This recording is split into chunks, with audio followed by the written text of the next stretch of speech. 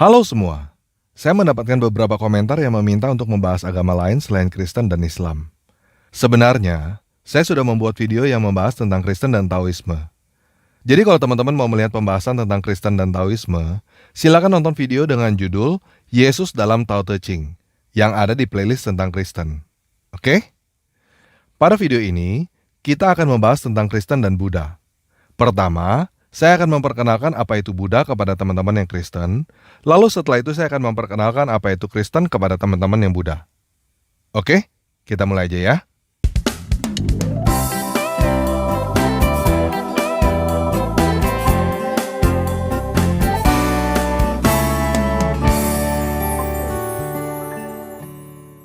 Nah, biasanya orang awam kalau mendengar agama Buddha, yang ada di pikirannya adalah Tong Samchong, Sun Gokong, dan Chupat Kai yang ada di kisah perjalanan ke barat. Jadi pertama kita buang dulu mitos-mitos tentang ajaran Buddha ya. Kita buang kisah Sun Gokong yang adalah dongeng pada abad ke-16. Yang kedua, kita di Indonesia tidak terlalu membedakan antara Taoisme, Konghucu, dan Buddha. Hal ini terjadi karena sejak zaman Presiden Soeharto, agama yang diakui di Indonesia hanya 5. Islam, Katolik, Kristen, Buddha, dan Hindu. Jadi kebanyakan teman-teman keturunan China, di KTP-nya Buddha, tetapi sebenarnya bukan Buddha, melainkan Konghucu dan Taoisme. Pada video ini, kita pisahkan Buddha dengan Konghucu dan Taoisme. Kita akan bahas ajaran Siddhartha Gautama. Oke? Nah, ajaran Buddha bukan berasal dari China, tetapi dari India. Siddhartha Gautama adalah seorang anak raja yang hidup pada tahun 600-an sebelum Masehi, kurang lebih sejaman dengan Lao Tzu dan Konghucu, sebelum adanya dinasti Qin dan tembok besar China. Kira-kira pada zaman bangsa Israel dibuang ke Babilonia. Nah, Pangeran Siddhartha adalah anak yang baik dan cerdas. Ayahnya, Raja Sudodana, takut anaknya menjadi petapa, sehingga Pangeran Siddhartha tidak diizinkan keluar untuk melihat penderitaan. Namun suatu hari, Pangeran Siddhartha keluar dari istana dan melihat kehidupan yang penuh penderitaan. Dan seperti yang ditakutkan oleh ayahnya, pada usia 29 Pangeran Siddhartha menjadi petapa. Dia keluar dari istana, meninggalkan istri, anak, dan segalanya untuk mencari jawaban. Kenapa hidup penuh penderitaan? Dan bagaimana caranya supaya keluar dari penderitaan. Pada usia 35, petapa Siddhartha mendapatkan jawaban atas semua pertanyaannya. Dan ini yang disebut dengan mendapatkan pencerahan atau menjadi Buddha. Arti kata Buddha adalah sadar atau mendapatkan pencerahan. Dasar ajaran Buddha disebut dengan 4 kebenaran mulia.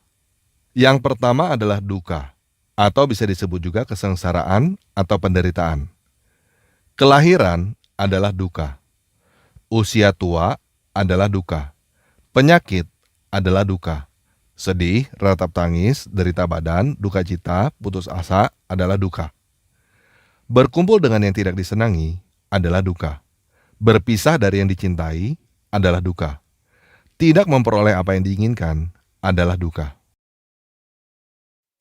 Yang kedua, penyebab dukkha adalah keinginan. Yang ketiga, untuk menghilangkan dukkha, caranya adalah menghilangkan keinginan. Yang keempat, cara untuk menghilangkan keinginan disebut dengan jalan mulia berunsur 8, yaitu pengertian yang benar, pikiran yang benar, ucapan yang benar, perbuatan yang benar, pencaharian yang benar, daya upaya yang benar, perhatian yang benar, dan konsentrasi yang benar. Ujung yang ingin dituju oleh ajaran Buddha bukan surga, tetapi nirwana. Secara literal, nirwana artinya adalah kepunahan atau pemadaman. Nirwana bukan tempat, tetapi suatu kondisi di mana seseorang sudah terlepas dari segala penderitaan, yang artinya terlepas dari segala keinginan. Termasuk keinginan untuk masuk surga, atau keinginan untuk reinkarnasi, atau apapun juga itu. Sampai di sini paham ya? Nah, itu adalah dasar dan inti ajaran Buddha. Pertanyaan pertama Yang pasti teman-teman mau tanyakan tentang Buddha adalah tentang ketuhanan.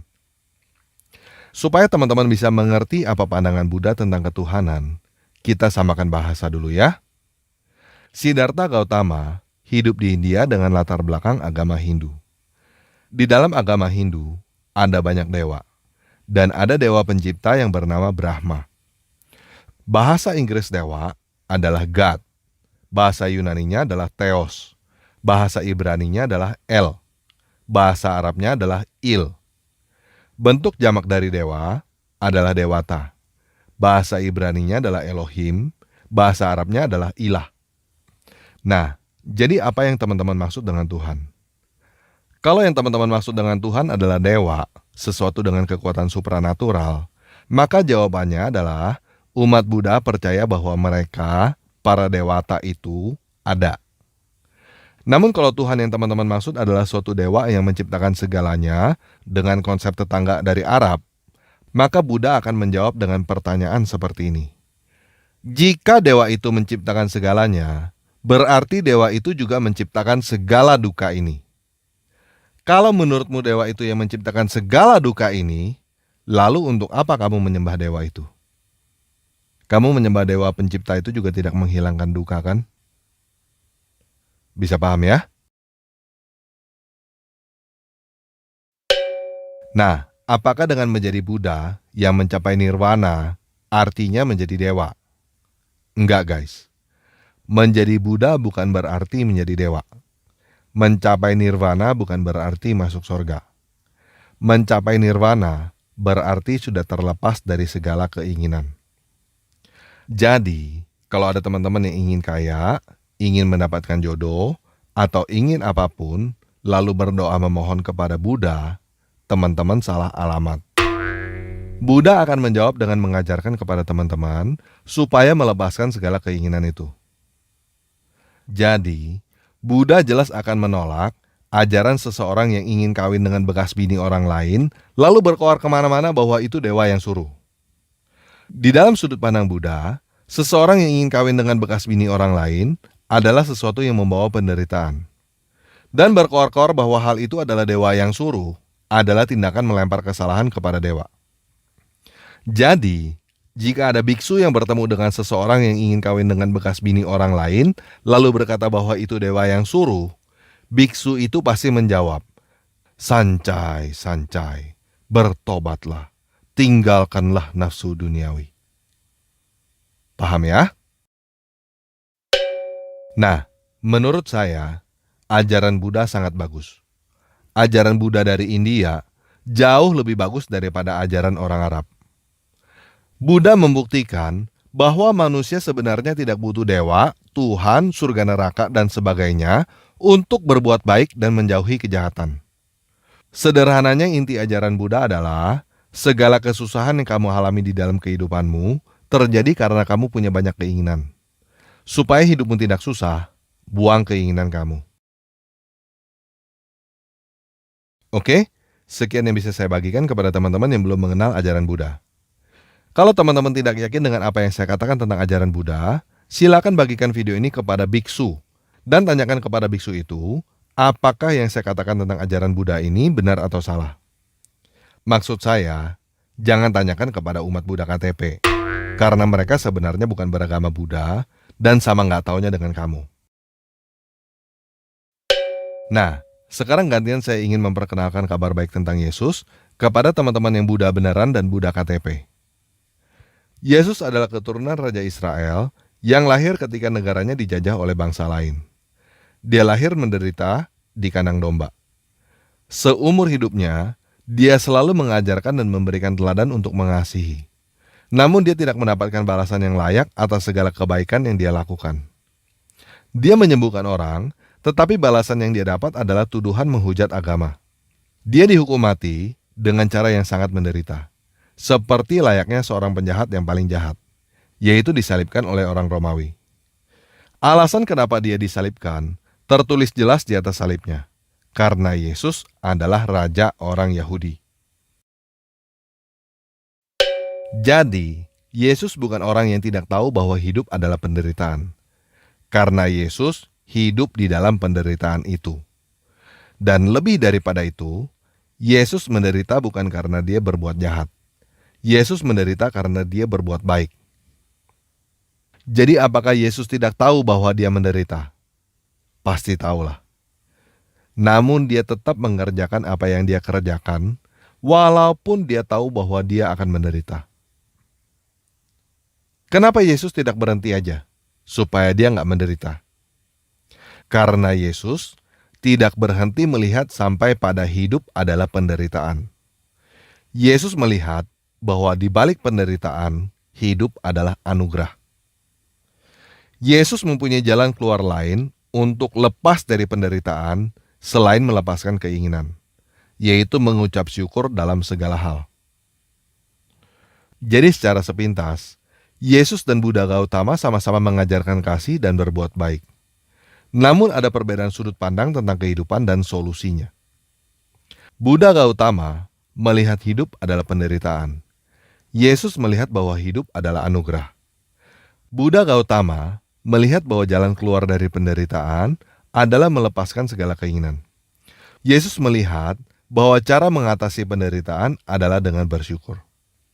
Tujuan akhir yang dicapai oleh Buddha Gautama adalah nirvana, sebuah keadaan yang terlepas dari segalanya. Tujuan yang dicapai oleh Yesus adalah hidup abadi. Nah, teman-teman yang bukan Kristen tentu mau bertanya, apa maksudnya hidup abadi? Apakah sama dengan surga? Jadi begini, dari tadi saya memberikan informasi tentang Buddha Gautama dan Yesus dari sisi kemanusiaan. Namun sekarang, saya harus menjelaskan dari sisi supranatural. Yang pertama, saya ingin memberitahukan bahwa Kristen tidak mengenal reinkarnasi seperti yang teman-teman tahu. Dan pada video ini, saya tidak memperdebatkan tentang reinkarnasi. Jadi, cukup sampai teman-teman tahu bahwa di dalam ajaran Kristen, hidup ini hanya sekali. Oke? Bisa terima ya? Nah, tadi saya sudah menjelaskan pandangan Buddha tentang Dewa Pencipta. Untuk apa menyembah dewa yang menyebabkan semua penderitaan ini? Jadi sekarang, saya akan menjawab pertanyaan Buddha dengan apa yang tertulis di dalam kitab suci Kristen. Di dalam kitab suci, tertulis bahwa Dewa Pencipta itu menciptakan segalanya baik. Dia menciptakan manusia serupa dengan dewata, tidak dengan penderitaan, tidak dengan kematian. Dewa Pencipta itu menciptakan manusia untuk hidup abadi dengan kebebasan, untuk mengusahakan dan memelihara dunia. Jadi, manusia bukan diciptakan untuk menyembah dewa, tetapi untuk menjadi seperti dewa. Namun pada prakteknya, kita menyalahgunakan kebebasan kita itu, dan itulah yang menyebabkan kita mengalami penderitaan dan kematian. Namun kitab suci menjelaskan bahwa tujuan Dewa Pencipta itu masih tetap sama, yaitu supaya manusia hidup abadi dengan kebebasan untuk mengusahakan dan memelihara dunia. Bagaimana caranya manusia bisa hidup abadi dengan kebebasan untuk mengusahakan dan memelihara dunia? Sedangkan kenyataannya, kita semua pasti mati. Nah, inilah kabar baik tentang Yesus Kristus. Yesus Kristus adalah Dewa Pencipta itu yang datang menjadi manusia untuk mengajarkan manusia bagaimana caranya supaya bangkit dari kematian dan hidup abadi. Kitab suci mencatat bahwa setelah Yesus mati disalibkan, dia bangkit hidup kembali pada hari yang ketiga, lalu dia naik ke langit untuk mempersiapkan langit dan bumi yang baru bagi orang-orang yang mengikuti dia. Kitab suci mencatat bahwa kehidupan di langit dan bumi yang baru itu tidak akan ada lagi penderitaan, tidak akan ada lagi kematian, tidak akan ada lagi tangisan. Jadi, hidup abadi bukanlah surga dalam pengertian roh di suatu tempat yang menyenangkan. Tetapi hidup abadi itu artinya adalah roh keluar dari dunia orang mati dan hidup kembali secara fisik. Persis seperti Yesus bangkit dari kematian secara fisik. Abadi di langit dan bumi yang baru. Nah, buat teman-teman yang mau bertanya, apakah Yesus benar-benar bangkit dari kematian dan hidup abadi? Jawabannya adalah iya. Kebangkitan Yesus dari kematian adalah catatan sejarah, bukan dongeng. Seperti Siddhartha Gautama menjadi Buddha dan mencapai nirvana adalah catatan sejarah, bukan dongeng. Jadi, sekarang teman-teman mempunyai dua pilihan. Teman-teman mau melihat hidup adalah penderitaan atau mau melihat hidup adalah anugerah. Teman-teman mau lepas dari segala keinginan atau mau bersyukur dalam segala hal. Kalau teman-teman mau menuju nirvana, silakan ikuti ajaran Buddha Gautama. Kalau teman-teman mau menuju hidup abadi di langit dan bumi yang baru, silakan ikuti ajaran Yesus. Nah, buat teman-teman Buddha, Konghucu, dan Taoisme yang ingin tahu lebih lanjut tentang Yesus, saya sarankan teman-teman supaya baca Alkitab sendiri. Tetapi saya tidak menyarankan teman-teman untuk baca Alkitab terjemahan Lai, supaya teman-teman tidak rancu antara dewanya orang Kristen dengan dewanya orang Arab yang mau kawin dengan bekas bini orang lain itu loh. Teman-teman paham dong siapa maksudnya? Jadi saya menyarankan teman-teman Buddha, Konghucu, dan Taoisme untuk membaca Alkitab terjemahan ILT atau IMB kalau mau baca Alkitab dalam bahasa Indonesia, atau baca Alkitab bahasa Mandarin jika teman-teman mengerti bahasa Mandarin, atau baca Alkitab bahasa Inggris. Mulainya dari kitab Matius ya. Oke, sekian video kali ini. Yesus Kristus Dewa saya memberkati kita semua.